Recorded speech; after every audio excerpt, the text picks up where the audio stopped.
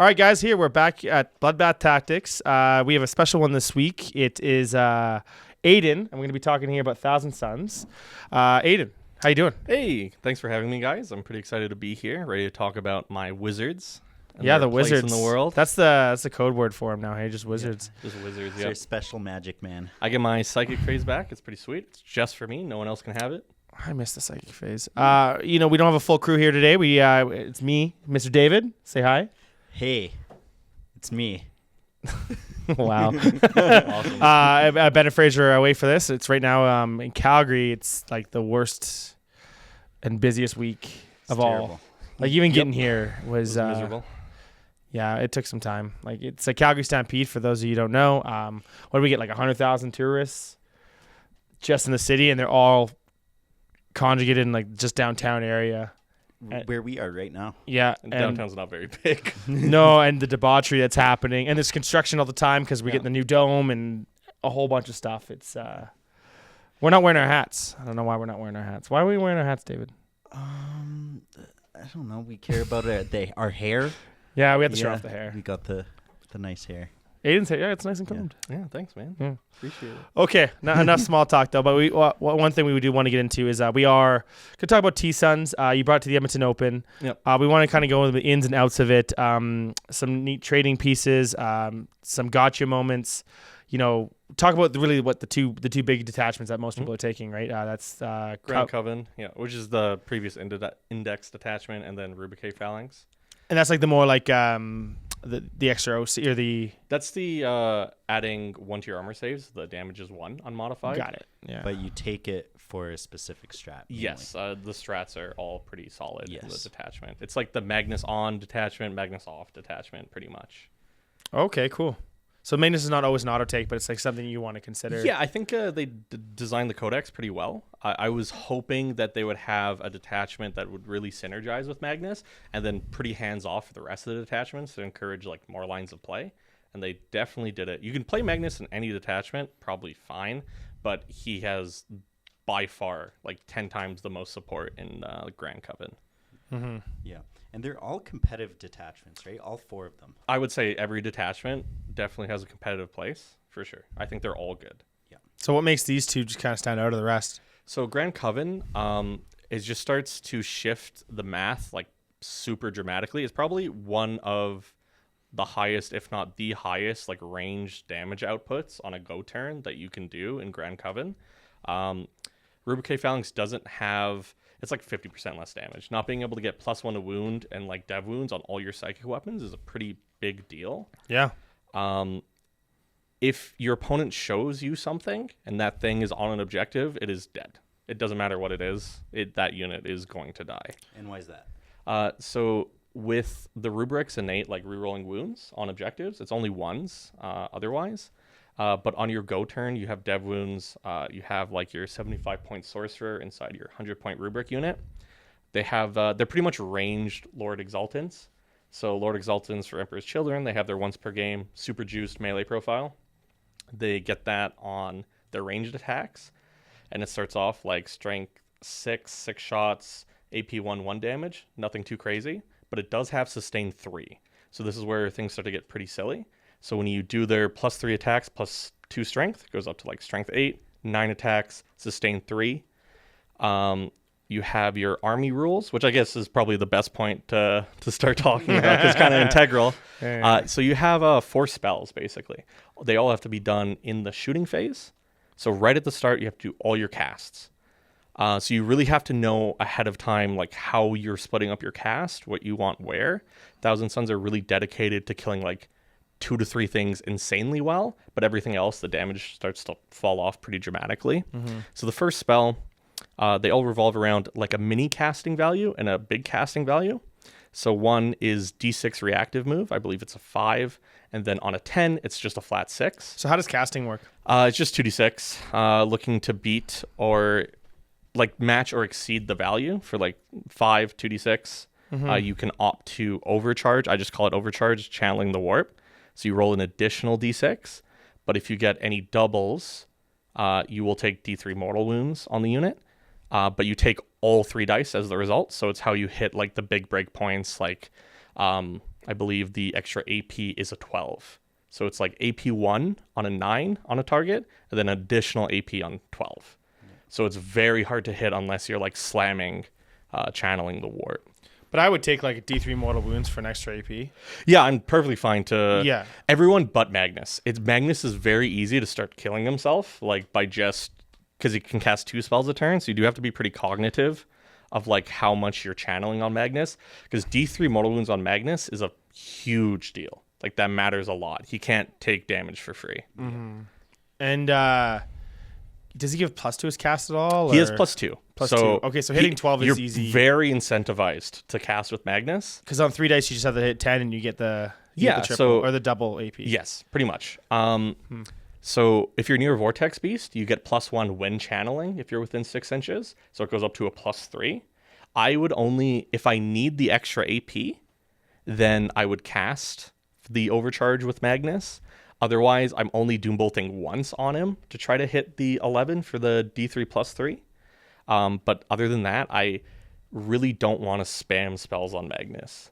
Just because I want him to be a piece my opponent has to dedicate to killing, and I don't want to make that job easy by taking like 5 mortal wounds. And you don't really have to until the late game when Yeah. Magnus is the only or one of your only sorcerers left, right? Yeah, I think it's really interesting because Magnus is not integral to how the army functions. He used to give +1 to hit and wound aura, which was like the be all end all. You can't lose Magnus because your army like is significantly worse.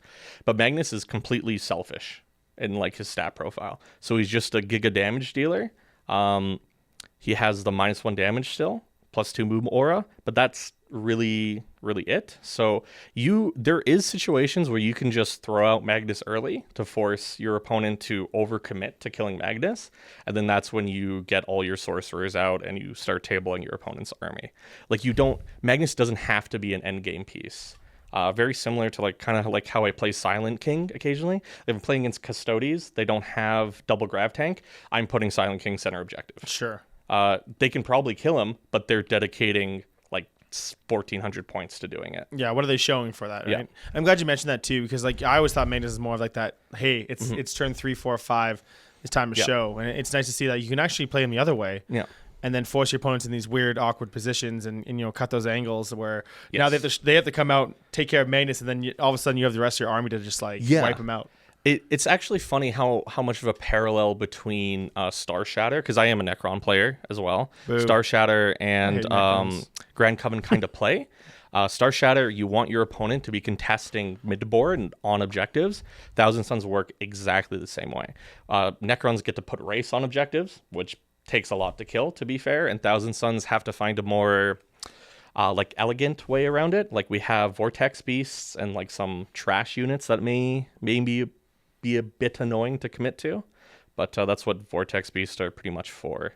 They're not really the +1 to cast aura is pretty sweet. It's awesome to have, but you slam both Vortex Beasts if you're running them, just neutral objectives pretty much turn 2, turn 1. Just to force your opponent to commit something big to kill them, because they have a very annoying stat block to kind of chew through at like 13 wounds, 5 up invul, and 5 up feel no pain. Yeah, that's annoying. T10. They have to put something into it, and like a regular JPI unit is not gonna. They're not putting like nothing gonna into kill it. him. Like Yeah. they're not just like, oh, here, take my JPI, or here, take my scout For unit. how much it costs, you need to put in more points to kill it. Yes, It's like yeah. what? 165, yeah. 165. You They're need quite a pretty bit cheap. of output to kill a Yeah. Vortex Beast. More than 165. Yeah, like points. if I played against Guard during the event, right, and I was more than happy to throw a Vortex Beast, and my opponent has to show me a Dorn and another like Punisher to kill the Vortex Beast. Sure. Like that's awesome. Like we love that. Mm-hmm.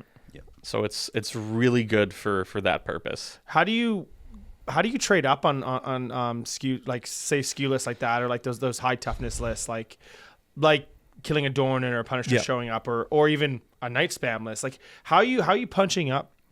So pretty heavily reliant on the detachment rule of choosing dev wounds or +1 to wound, for example, like at the start of the command phase, and then those things being on objectives, which most of the time they will be. It's how like the first round I played against like a knight player. He's playing like 2 bigs, and he made the mistake of putting his big knights on the objectives. that's super easy for me to get rid of. So kind of looping back to just this basic sorcerer that gets the 9 shots with, sustained hits 3. It's strength 8, -1 damage. All the buffs layered together, shooting into one thing, just this one unit. Yes. So you got the reroll hits, you got the sustained hits 3. Yeah. You have reroll wounds potentially, and dev wounds. Is there anything we're missing? So if you, let's say ideal scenario, like there's a big knight on objective, we cast reroll hits, get off the big one, awesome. So rerolling all hits. And it's very easy to do that, isn't Super it? easy. Yeah. Yeah. Especially in Grand Coven, because specifically in Grand Coven, you have a 1 CP strat to reroll all the dice when you're doing the casting. So that is huge control. And with how generous casting spells works, because a sorcerer in a rubric squad is 2 casts. So I can, if I fail the spell, I can just cast it again with the unit champ. Yeah, if instead. you fail it, you can just try again with the different sorcerer. But you have to keep in mind if the spell succeeds, even if I just get a 5 on 2 dice, the spell is going to go off and I can't attempt to cast it again. Gotcha. So that's why adding the extra dice to try to hit that breakpoint, and then worst case scenario, just spending a CP to reroll it. You'll pretty much always hit the most important casts you need. So you can roll your 2 dice, see what the result is, and then decide to roll your 3rd dice. Yeah, so I'm always a little hesitant when I see like a doubles, because then I know if I add the extra dice, I will guarantee take the mortal wounds because I already have the doubles. But most of the time, you slam it anyways. Take your D3. Best case scenario, doesn't even kill a rubric. Just takes 1 mortal wound. That's the best case. Worst case, you lose a rubric. It's whatever. You drop a flamer, call it a day. Yeah, you're losing a flamer that's probably not shooting anyways. Yeah, considering the range, but let's say we're on the big night, so we have reroll hits. We'll assume mini AP, so just the 1 AP instead of the 12. Need. Yeah. So it goes to AP 2, which will be enough to put anything on its invuln regardless.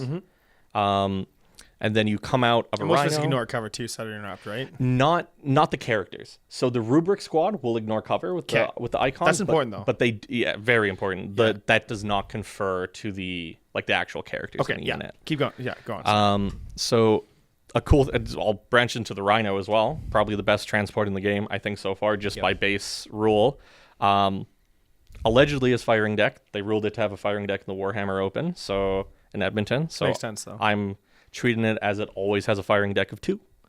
But when the unit disembarks, shoots at the same target, +1 to hit and wound for psychic weapons, which is, I have no idea who printed that rule, but that is an insane rule to have on like a 90-point transport that you're probably bringing anyways. And that opens up dev wounds, because you don't need the +1 to wound, because you have it innately from the rhino. And if they have -1 wound, you can just trade off if you wanted to do that. But let's just say we take the dev wounds, we come out +1 to wound. So we're wounding that knight on 4s, full rerolls, fishing just for the sustained hits 3, because there's no reason not to just pick up you're hitting all on the 2s. I'm hitting on 2s. Yeah. No reason not to just pick up all the dice and try to hit those sustained 3s. I've had games in the open where the sorcerer itself did 24 shots just by itself. Yeah. On average with 3 rolls, you're going to roll 3 6s. Always seems to be more than that when you're... Yep. Yeah. I've never seen you fail a charge roll, so it works out. But yeah, so it comes down. You're rerolling full wounds, just looking for the devs as well. But you're wounding on 4s anyways, saving on invuln. So a lot translates, and then you still have the 3 flamers.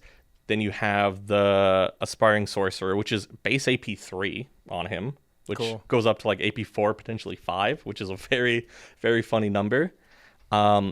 Several times I was activating my just 175 point unit, by the way, and my opponent is constantly checking. There's more shots, because I'm doing it's like you're shooting a Dorn. Literally, there's like 5 different gun profiles going on. But yeah, dunks on things, and then you always reserve the right in the Grand Coven detachment for the double Doom Bolt for 15 points. After playing with it, I'd never leave home without it. 15 points for the opportunity to double Doom Bolt something. Like I said, game 1, I did 11 mortal wounds to the knight before even shooting. Just double Doom Bolt into grenades, because all the characters have grenades, which is awesome. And the amount of damage output you can do is just insane. Yeah. So in a typical game, what's your CP management like in your CP economy? It's very strict. Okay. Thousand Suns innately have no CP refunds or gains, so it can get pretty bad. Like turn 1, if I get something I want to score and like an engage on all fronts, I'm pretty mad because I can't discard the engage because you are always going to get it for the 1 CP generally. That sucks pretty bad. You need, especially if you're playing with Magnus, you have to have 2 CP banked because there's specifically a 2 CP strat for rerolling all hits and wounds. That can, for psychic weapons, you want that for pretty much every important Magnus activation in the bank, because it turns Magnus shooting from like pretty scary to like absurd. Being able to reroll, because he has dev wounds innately on his guns, so you can slam the +1 to wound and the detachment, and rerolling all hits and wounds, he cranks. It's funny because you had that in Index. Yeah. And you lost the +1 to wound on Magnus. Yeah. So he's strictly worse than the Index, but he's still absolutely crap. I think he's significantly better than what he was in the Index. Is he more points or less? Same. I think he's the same. Okay. But I think with how all the layered buffs work with Magnus and how he's not integral to the army functioning, I think that's just a strict buff. Yeah. Because losing Magnus early as Thousand Suns and Index was backbreaking. Because everything else in Index did just less damage than it does now. Right, because of +1 to hit and wound aura on Magnus. Now we have just on a Rhino. It's just on a Rhino. Yeah. So it's a pretty big upgrade. But yeah, no, Grand Coven is awesome. I love it. I didn't play Magnus in the Warhammer Open because I was trying out the Demon Prince. He's fine. I see a lot of people taking the Arcane Vortex or the Eldritch Vortex of Ataf on him, and that's the +1 to strength and damage of psychic weapons. Okay. Really good on the Infernal Master because his Overwatch is nuts and he's just such a strong shooting piece. But all the profiles on the Demon Prince are also psychic, so he gets pretty juiced. He'll have like 2 damage sweeps on 12 attacks, a flat 4 damage strike, and both of these have dev wounds innately. It's a 9 damage strike now, right? As opposed, or sorry, 9 strength. Yes, because of the not 9 +1. So it puts them, and you'll 8 have to 9, and you'll have +1 to wound on that as well most of the time. That's so huge, actually. It's a very important break point to hit. And how many points is he? He's like 170. It's funny because any army would take that, and you're cutting him. Yeah, for Magnus. For Magnus, Magnus, pretty much, yeah. And I like having the Vortex on the Infernal Master. Against good players, it's a lot worse because they know how to play around the Overwatch. But you can't always do that. Some points in time, you're gonna have to eat something, and the Infernal Master damage is still cracked. Yeah, it's still. But I would never take the Infernal Master without it. I don't think he's worth it otherwise. Do you want to run through your list that you took to the Open? Yeah, so at the Open, if I'm just running off the top of my head, I had the Demon Prince. He was just naked. He was just a boy I wanted a rapid ingress target. With wings. With wings, yeah. So he can come down, like, threaten something or defend something that I need, because I don't like not having any reserves. I feel like just making your opponent think a little bit more is just way better than him knowing everything's on the board. I'm only coming from here. For sure. I think it's a complete mistake when someone doesn't put like anything in reserve. Like even if you're going, say, like with a Knights player, put like one of your small Knights in reserve. Then. It's something your opponent always has to consider. Every single competitive list needs to have one rapid ingress threat. Yeah. Yes. Yeah. Much. Yeah. I think that is very, very correct. I had Exalted. So I had 5 units of Rubrics, all MSU, all with Flamers. 3 Sorcerers. I'd never leave home without 3 Sorcerers. They're 75 points. They're absolutely busted. Juiced. They're insane. Yeah. Not going to last for long, I think. That's going to get changed very quickly. But as of right now, I think you are a fool if you're not slamming 3 Sorcerers in every list. Absolutely. I had the Exalted Sorcerer on foot just because I wanted the double Doom Bolt. Only an Exalted Sorcerer can take it, so you can either take them on disc or on foot. But for 15 points, I wouldn't leave home without it. Like I said, it's just so good having the damage potential on it. And then at the Infernal Master. So he's just also in a unit. I ran 2 Rhinos, 2 5-mans in. One of the Sorcerer units has the Uppy Downy Crystal. I get to use my command phase. I just have them on foot. It was always good. They always did something. And if my opponent didn't play around it, it puts them in a very bad position in the game because the Sorcerer unit, even if they're not coming out of a Rhino, they still do an absurd amount of damage. You just pick it up, put it in their home field. Yep. Get rid of it. I even get to see my secondaries before I pick them up, so it's pretty sweet. Just because of how it And works. the command phase? It's in my command phase, yep. Yeah. Instead of end of opponent turn. So they did change it. But in Index, you could do it while the unit's in combat. They obviously got rid of that because that was a little too good. It's annoying. Yeah. And that goes into Thousand Sun's biggest weakness is tagging them. Like, if you tag my units, things suck, especially in Grand Coven. Rubric Phalanx mitigates this, and what makes it like such a good detachment, because that's Thousand Sun's biggest weakness, is getting tagged. No fallback and shoot. No fallback and shoot. Which you have a 1 CP strat for in Rubric, and we can talk about that a little bit later. But you notice it a lot in Grand Coven. You have to be very cognitive of how you position your units. Because if a Rhino gets tagged or wrapped, that's already bad enough. But if they're tagging like my Infernal Master unit, even if it's just like a 6-inch consolidate or something, like all 4 world leaders, that sucks. That's like really bad. And you don't really have the melee output to dig out of if you get touched.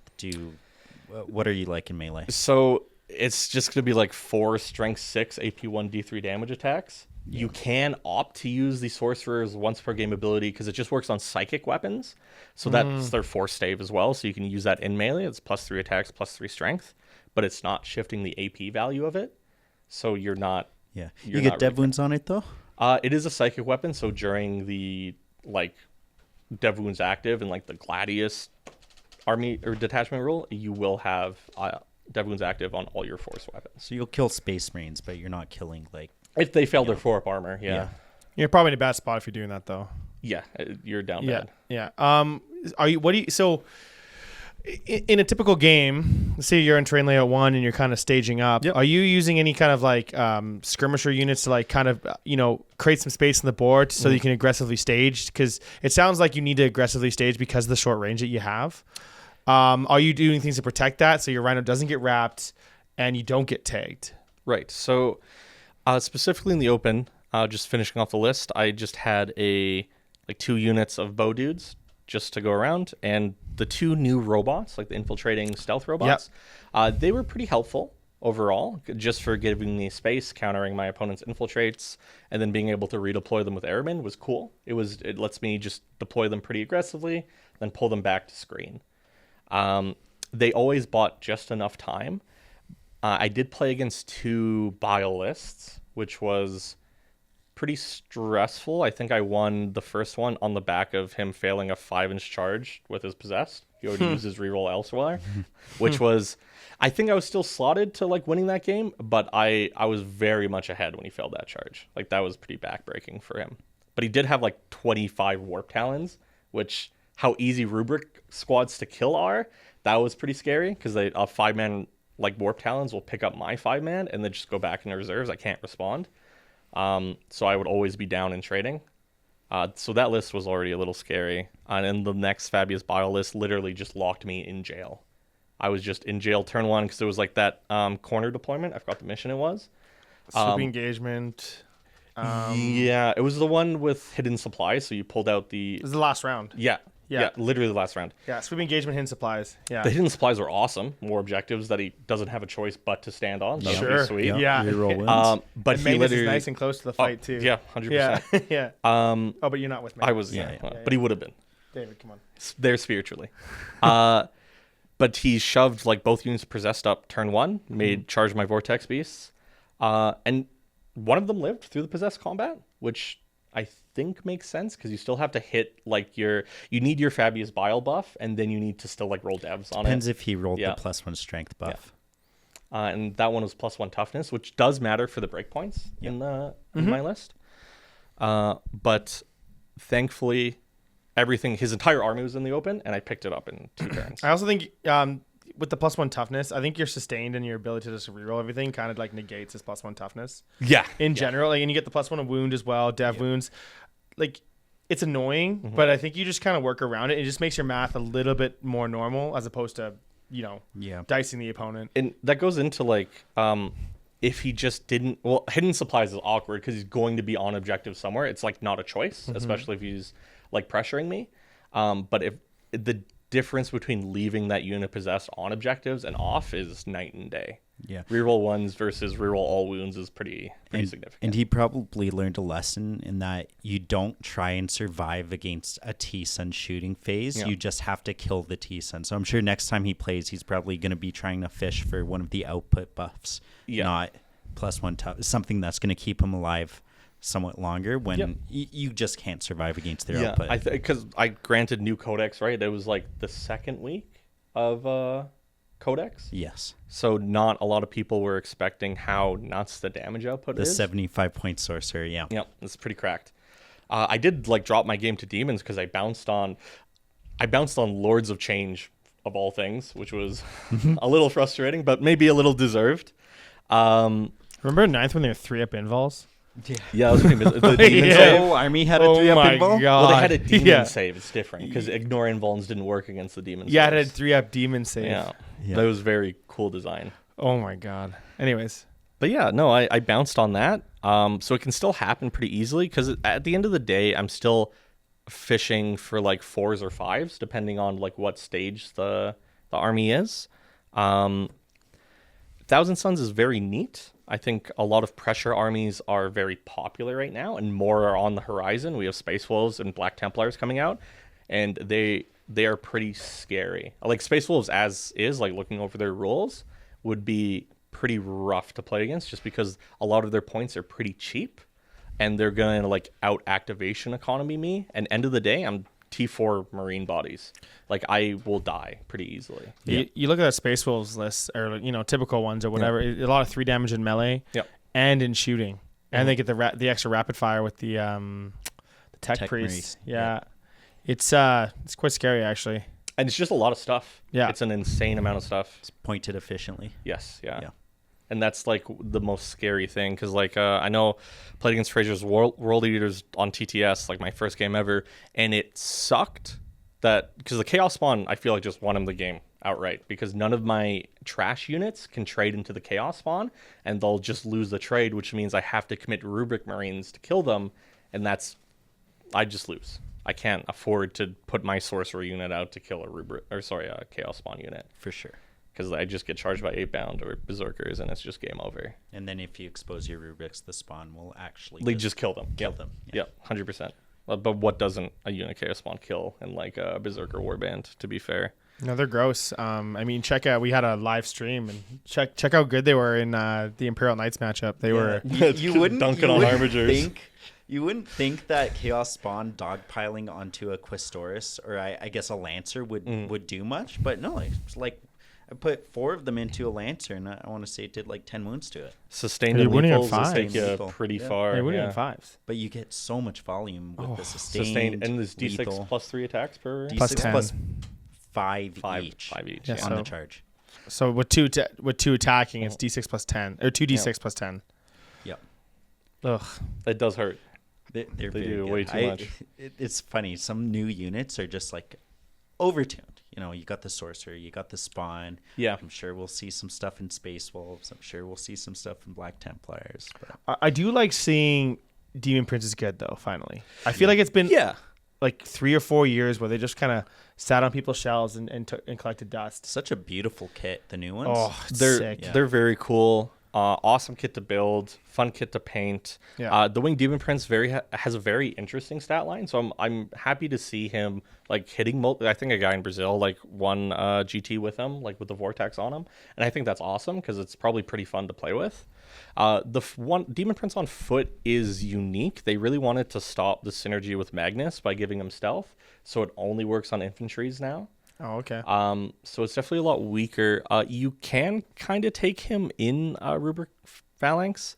I don't think I'll end up playing Phalanx too much. It's not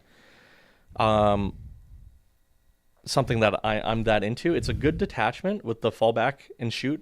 That's insane. That's your biggest weakness. But a lot of how you play that army is you're taking your 5-man Rubric Marine squads and you're just like ramping it to 10. And the -1 to wound, the -1 damage, I genuinely don't think equates to much because you're still trying to protect a T4 Marine body. Like it's not going to take you very far. You don't think with the increasing prevalence of pressure armies, the fall back and shoot is going to be something you want to lean into? It will be better, but you'll lose the mirror like 90% of the time. Oh, for sure. And I think Thousand Suns are going to be a popular army. And I would be pretty tilted to go to top tables and lose the mirror because I have to break through a Magnus on a 4-up Feel No Pain. Like that, you can't do it. A lot of things would really have to go your way. But that is the thing with Rubric Phalanx. It 100% makes your melee matchup 10 times better. Playable, even. Yeah. So it's definitely good. It has its gimmicks too. To be fair, like with killing the sorcerer and shooting back, you played against it, right? And you found like the glaring weakness with it because we play a game full of terrain. Like just because you can opt to shoot back doesn't mean the full unit has line of sight. Sure. To shoot back. So on top of like depending how much damage you take, is it even worth spending the CP to try to shoot back? Yeah, I always found that in my experience in that game, if he could shoot back at something, it was still enough to make me consider whether I wanted to do it. For example, he deep struck a 10 Terminators kind of in the middle of everything so that if I shot at anything, the Terminators would shoot back. Yeah. And I play Grey Knight, so I kind of get to choose where I want to go. And at any given point, like 2, maybe more than that, like 3 to 5 Terminators could see me. And that many Terminators will still like at least do 6 wounds to a Dread Knight, funnily enough. So it was one CP. The output's kind of preposterous. Because there's still 2 Soul Reapers and 2 Missile Racks in that as well. Yeah. And then whatever, if was he jamming the Terminator Sorcerer? Yeah. It is a lot of damage. It's an expensive block. I think Terminators come out to 375. Oh, for sure. And you still get to shoot at full ballistic skill when you use that strat. Is it 1 CP? It is 1 CP. Yeah. Photon players just getting pissed off. You can only do it once because the sorcerer is dead. Because a sorcerer has to die. So the gimmick is you pull the sorcerer from the Terminator unit if you just deep strike it middle, unless it's within 6 inches of another like Rubric sorcerer that is dead. But the gimmick is like you activate to shoot your Dread Knights. I allocate all the saves on the sorcerer unit champ. A Psyker model has died, and now I can activate and shoot back with the Terminator block with whatever is left. So that is the gimmick with it. If you have an Exalted Sorcerer, you can bring back the Sorcerer model every single time, which is pretty funny. But the problem you're going to run into there that even if you have 10 Rubric models, killing like 60% of the unit in an activation is not that much of a stretch. No. So you're not getting that much. So sorry, there's a sorcerer and then they have 2 little essentially bodyguards, but they're part of the unit. Yeah, so it's just the unit champ of the Terminators, I right? see. Because they're aspiring sorcerers. Yeah, you can easily assign it. I got it. I thought it was like thinking like Celestine. No, you can actually assign to the Geminis and then if it's down to just Celestine and then Gemini, right? It's the same thing. No, you can just allocate freely? Because they're not considered part of the bodyguard unit, so you can assign it to this, but they're not considered. They don't have the character keyword, so the character can't be assigned the damage, which would be Celestine, but the Gemini can because they don't have character keyword. That is the same thing with Calgar, right? Like in his Vicatrix? Yeah. Like exact same thing. Yeah. It's exact. Yeah. And then you could actually reanimate the Gemini. Yeah. And then you go back onto it. You just bring one back, right? Yeah, and they have 2 wounds as opposed to 1, say like the Zephyr or whatever. Gotcha. And that cool thing about the Sorcerer is that it's slightly tougher also. It's 3 wounds, not 2. Yes. Yeah. They did give it an extra wound, which is awesome. Yeah. And that means the Terminator Sorcerer is 4 wounds. Pretty sweet. Yeah, it is pretty sweet. 4 wound Terminator Sorcerer. I was able to allocate a lot of attacks to my Aspiring Sorcerer just to soak damage in the Rubric squad. T5? It matters a lot. The Terminators, they're T5 -1 a wound. And always. Like, it doesn't matter if the strength is greater or not. It's just -1 a wound. So it's the...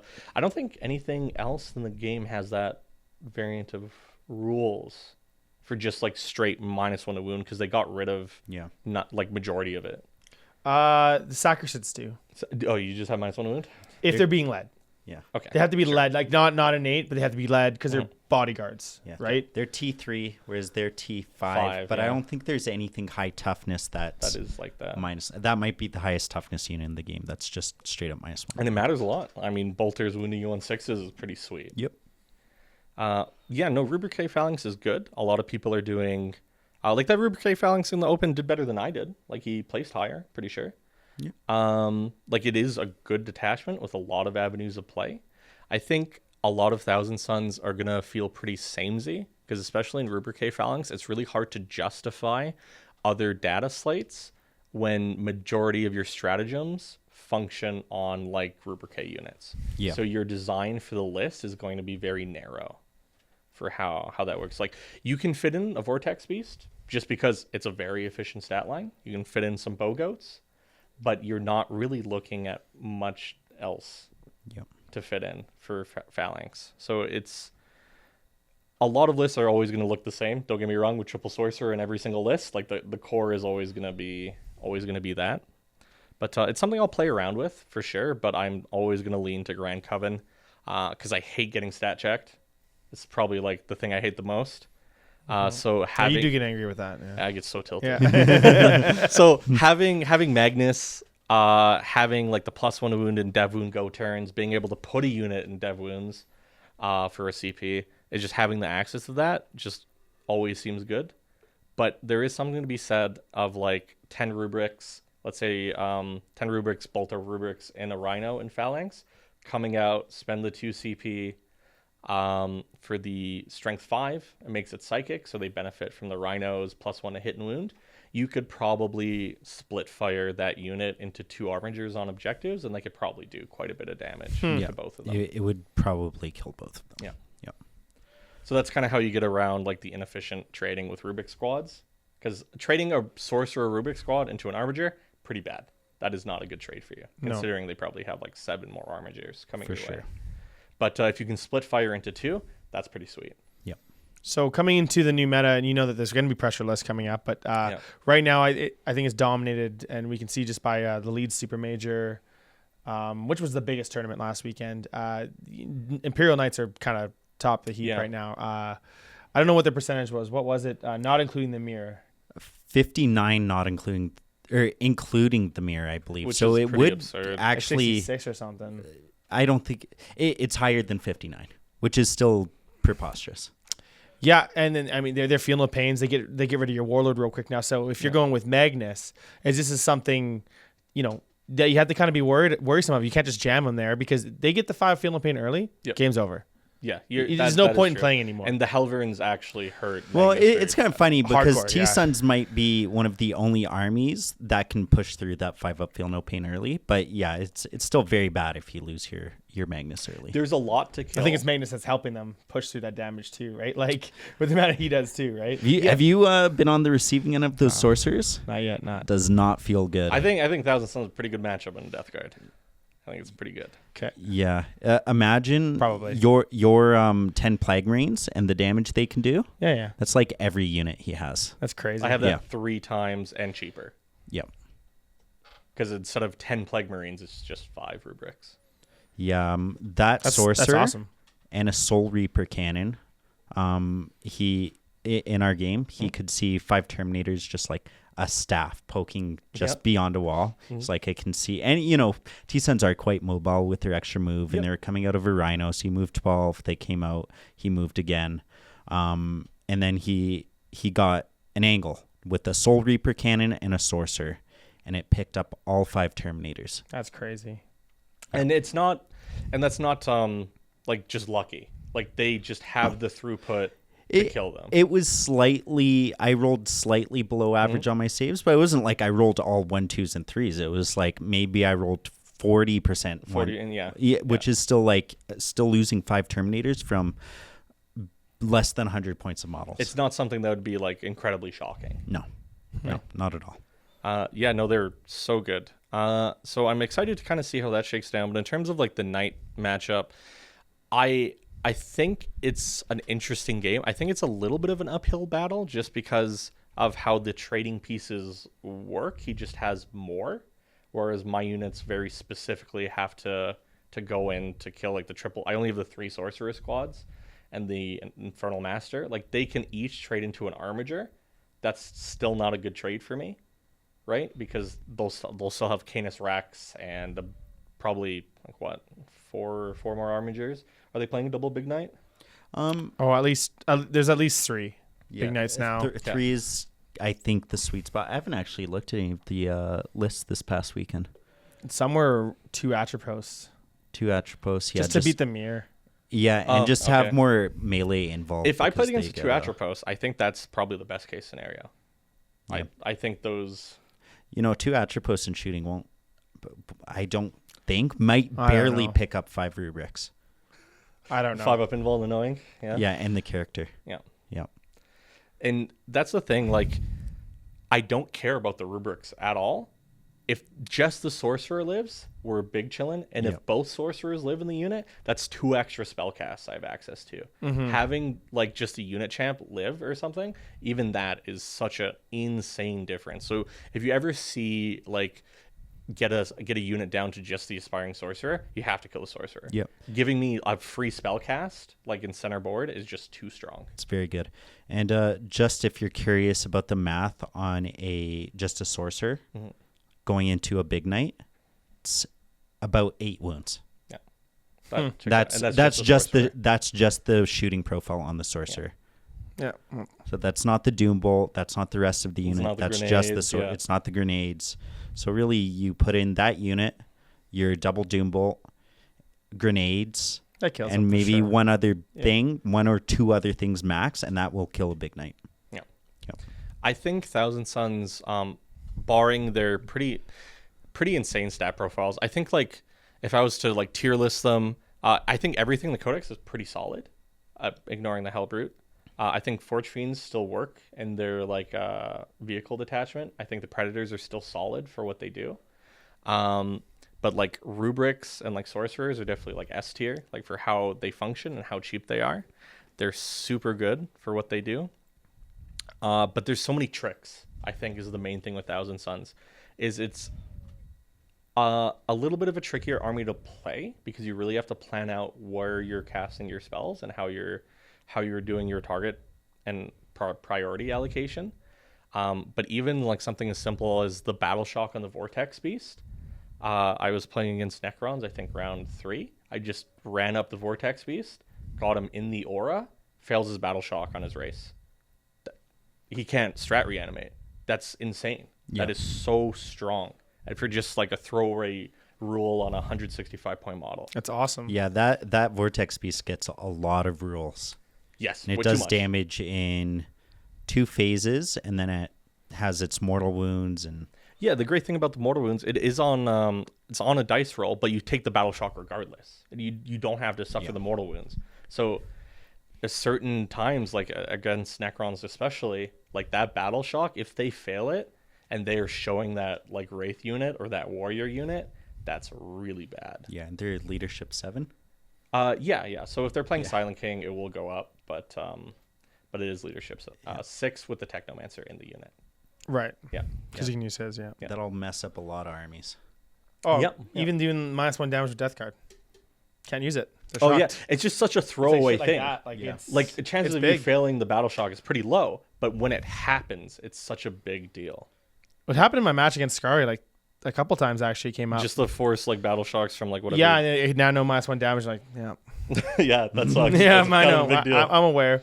I have my Demon Prince hanging out for the 1 CP. That doesn't matter. At least when you're playing against T-Suns, it's all 1 damage dead wounds. That's true. Yeah. -1 again. Yeah. You can't even pretend to roll dice against it. No. But yeah, no. That's actually why Necron sucks so much into Tyranids, because they just force Battle Shock on everything all the time. I can't use any of my strats, and that's kind of like make or break for the faction. Same with Votan. Like they suffer a lot from that too. Yeah, I haven't played against Votan very often, but I did play against the Open. They're pretty neat. I'm really interested to see what the Codex kind of puts them at, but being able to just like veil my crystal unit in my command phase and pick up a 6 block of bikes, What does the Votann player do? And Twist of Just have Fate. to screen you. Yeah. Twist of Fate is so huge against them too. Oh, They'll extra never have AP? a save. Yep. Yeah, the extra AP. It's They pretty don't nuts. have invols on anything. No. Yeah. They're one or two heroes. Yeah, sure. Yeah. Right? And they get armor contempt. And but only like one of the like Terminators gets invuln, right? Like with the it's war gear. it's an enhancement. Okay. Yeah. Then again, it doesn't. Yeah, they don't need help though. They're sitting at a 56 win rate, not including the mirror, so probably closer to 60%. Which for pretty much a strictly index army is kind of nuts. Like, Yeah, it's really good. Now Wow. you're worried about what happens when their codex comes out. They're going to be like the last codex of the edition. That's true. I play it for 1 month, move on to 11th, call it a day. They'll be bad or they'll be cracked. I think they'll probably be cracked. Yeah, it's going Most to be likely. They want probably a people. throwaway. GW wants us to buy them, right? Yeah. Like, Are you saying that Dark Elder is going to get released first before Votann? Is that your position? They're getting rid of Dark Elder. It's It's deleted. not an army anymore. Yeah. So yeah, I think it's going to be. I think the meta is like. I'm probably having the most fun this edition for sure. in recent history. It looks fun. You have 4 detachments you can play. Yep. And they're all good. The thing is like you need a pretty expansive range to run because they all play pretty differently. Like the vehicle detachment is unless you have like triple predator, maybe double forge fiend as well. You soul grinders in there too, or I'm not a fan because you can take vindicators in that detachment as well, but like it's Right. yes, rubrics are cheap, but a lot of other stuff it starts to add up very quickly because Sure. you're leading every unit. So the difference between like 185 for a Vindicator versus 130 for a Predator, it starts starts to add up pretty quickly. Yep. But I think that list would be super interesting to play, especially into our meta, because there's so many knights, so many big stuff spammers. I think having like the triple Predator, double Forge Fiend, Forge Fiend's going up to potentially like AP5. That's pretty sweet. Pretty sweet with the spells on it. Now, you're like one of the only people I know who has an abundance of Zangors. Yes, yeah, I do. I don't have the willpower to use them, but I do have like because I used to play Age of Sigmar back in the day, and I played Thousand Suns back in 7th edition. And anytime they released a Thousand Suns box, they always came with 20 Zangors, whether you liked it or not. On top of playing Age of Sigmar, I just had Zangors. So I still end up having like 200 Zangors. 200. I sold a bunch. I like Spike, for example. I gave him some Zangors. I've given so many people so many Zangors. I could play the detachment. can I have some Zangors? No. Oh, I'm out. I have enough for me at this point. Good try.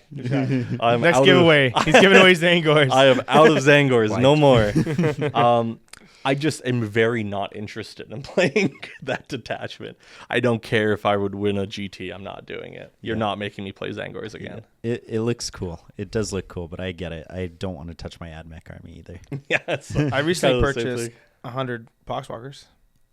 Woo. I own like 150 now.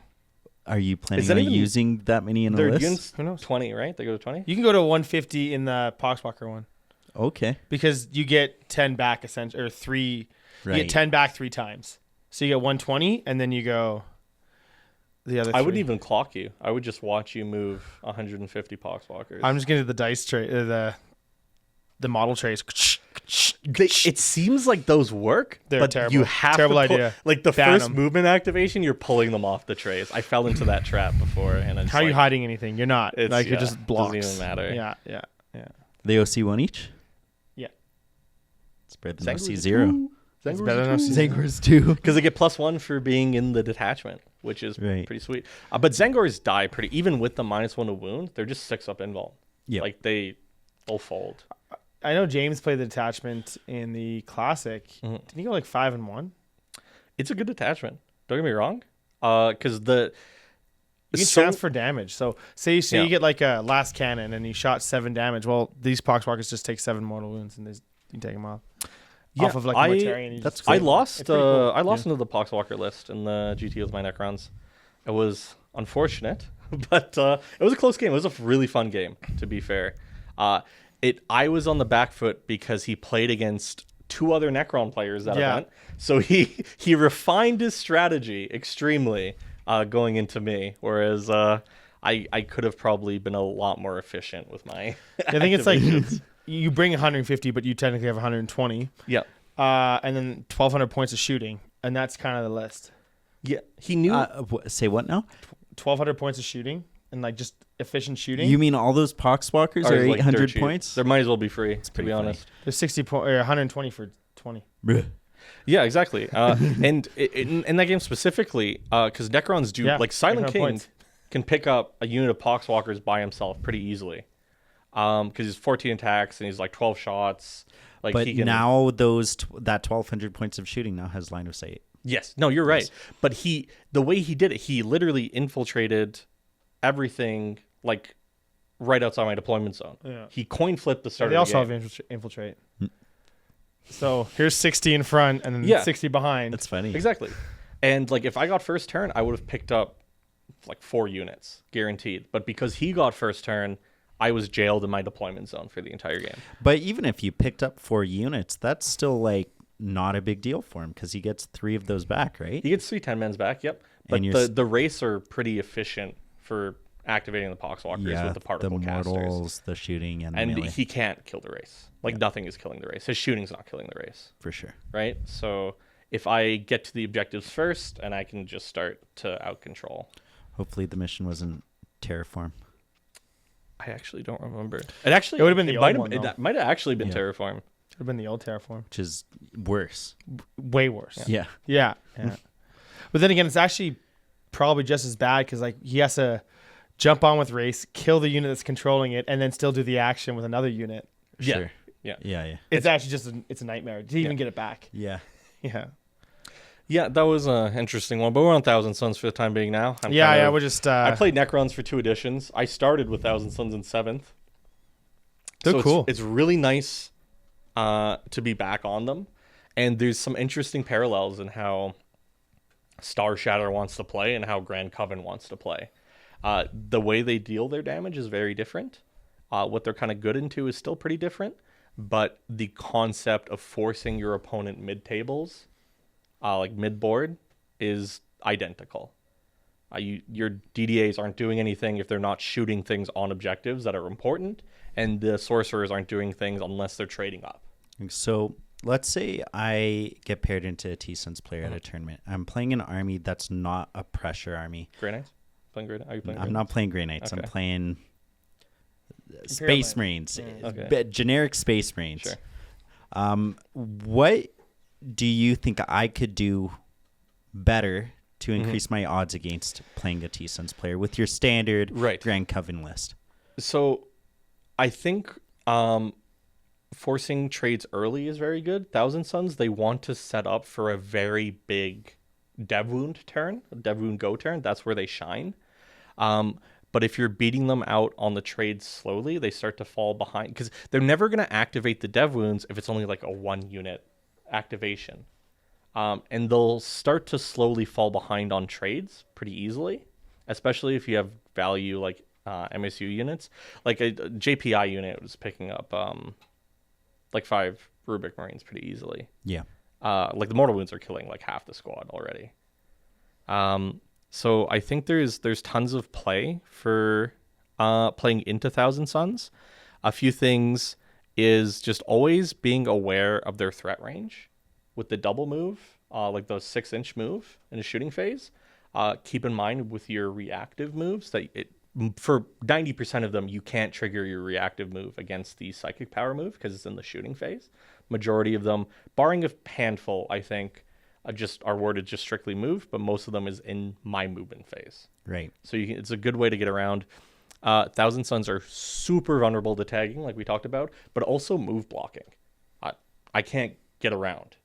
Like if you move block my rubrics, so if you play the angle, you show like a ballistus or something to like shoot a Mutilative Vortex beast, and then you just throw, let's say, just like 5 scouts like right in front.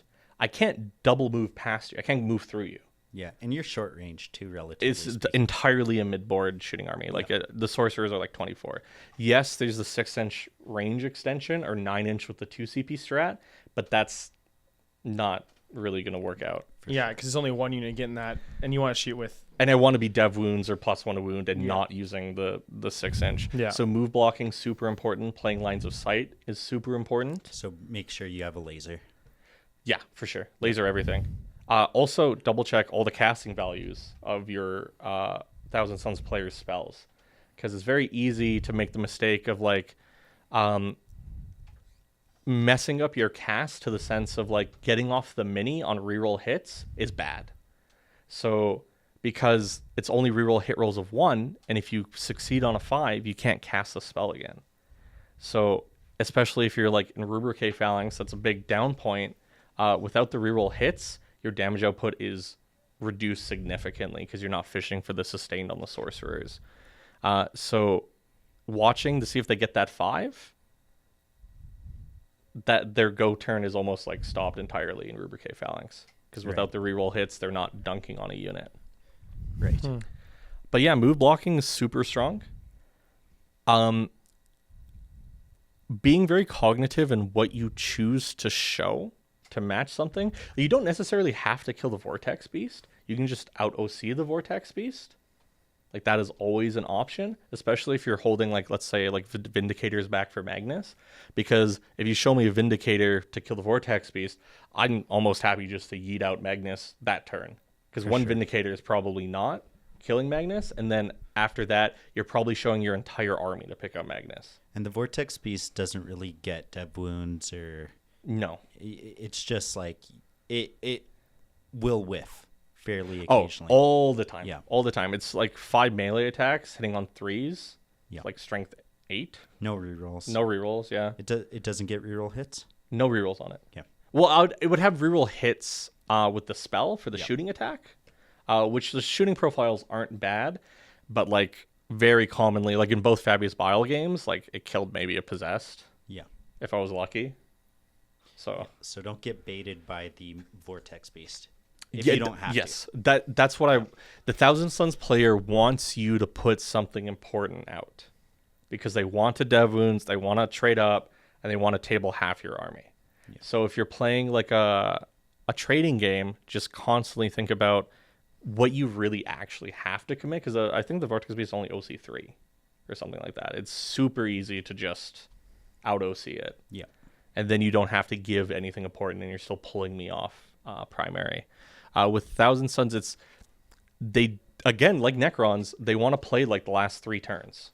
That is like their biggest. That is their biggest turns, because their primary is going to be low. And actually, that's the funny thing. I had challenge cards every single round, and they were all awesome. It was just free 3 victory points. I was never losing the game because my board state was so good. I was like, I already killed half my opponent's army. Yeah, I'm down like 15 points, but I'm going to get 2 turns of 3 points for free. Like it climbs back super easy. So I don't like challenger cards. I only played like the one event with them so far. They worked out super well for me. And with Magnus, if you just get the challenger card to move through a building, extra D6 move, like things can get a little silly pretty fast. And with how Thousand Sons play, your chances are your opponent's not the one that's going to be getting challenger cards early game, because your early primary is not very good. Yeah. Unless Unless you're playing the Zangor detachment, because then you just throw everything out. I like challenger cards, actually. You do? Yeah. Why?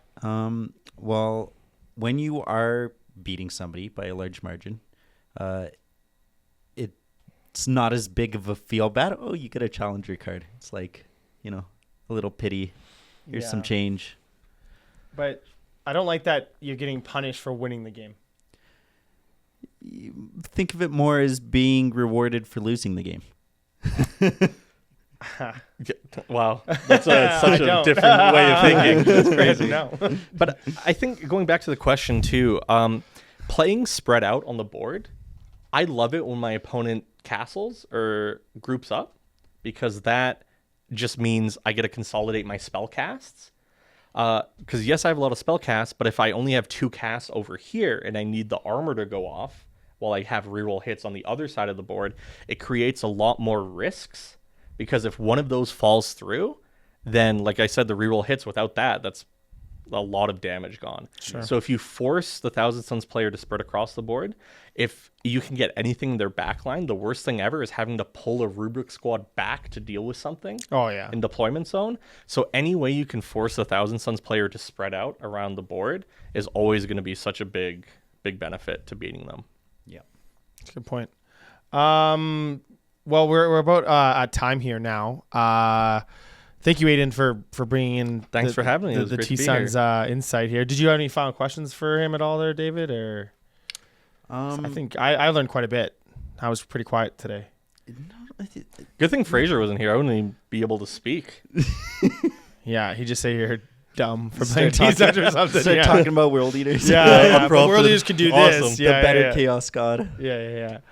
No, I learned a ton, man, and I appreciate it. And hey, good finish too. A 6-2 at a super major. It was my first time playing the Army, so Yeah. I'm pretty. Very I mean, solid. wow. probably not a Sweet. good thing with how strong the Codex is. Maybe it was That's a little sweet. bit of a crutch. I went but, 6-2 after my 150th rep with Grey Knights. and Yeah, you that's pretty just- embarrassing. Yeah, pretty embarrassing. Probably should I play a think Grey different Knights Army. is in a bad spot. It's in a bad spot No, right at now. Thousand Suns, very excited to see how they shape up.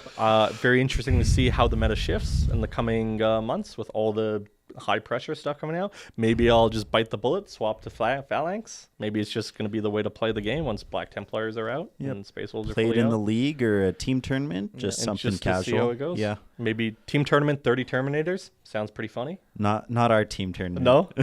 Well, on that note, I mean, if I wanted to, buy some models or anything like that to get into Thousand Suns, where would I go? No, I sold mine. Oh, you did? Yeah, Yeah. but where would you sell yours? I actually just gave them to a friend who's getting into the Okay, so hobby, I would go but, to Fenris Workshop. Oh, sure. That's what you're going for. Yeah. Combat Patrol, Fenris Workshop, they'll set you up super well for starting Yeah. out that Combat Patrol. It's going to be hard to fight through the World Eaters players that want Demon Princes. Yeah. But that Combat Patrol is an insane starting point for Thousand Suns. For sure it is. And then from better than there- the big one, or The big one's good. Like, Yeah. you're going to want the models for the Exalted Sorcerers anyways, because that's Sure. how you build your Sorcerers. And you're going to want, like, 5 boxes of Rubric Marines, right? Because they only come with 1 Soul Reaper, 1 Sorcerer per kit. So you're spamming a lot of stuff, but that you can buy, like, 2 of those big boxes that they had, like the Warp Forged Flame Coven or yeah, something. Yeah, whatever. It is, yeah. Buying 2 of those, you're almost just set there Oh, for wow. a Thousand Suns army. Then you just pick up Magnus and Frill Master. Then you're some then just more like that little bits bow here and goats there. and yeah, then you're chilling. Well, you can always find that. We do have a link in the description below. We are connected with them, so check them out there. See, you can get a Combat Patrol or even a Warp Flame or What something Coven. Battle Forge box. yeah, the big one that just came out. We also have a few other sponsors to mention too. Tree of Tales. They do have the battle box. If you ever seen me and David at tournaments, we always have this little battle box. Holds all our dice. We did an episode. They're so good. Make your life easier when you play 40K. Get a battle box. There's so many honestly. rules. Now you got to worry about fucking casts and it is doing a a lot. bunch of Yeah. bunch of shit. Like, just get organized, Yeah. you know. There's little upgrades you can buy that have all the tokens you'll need, and they release new tokens when your codex comes out that will have, like, if you need to track a specific resource, it'll have all that.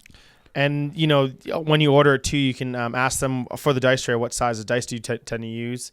I use Baron of Dice. I think you use Baron of Dice. You use Baron of Dice. Yep. Love them. I use the 16 mil ones. You can just ask Tree of Tales, hey, can I get a 16 mil Baron of Dice? 16 mil tray, which is the typical size for Baron of Dice anyways. Yeah.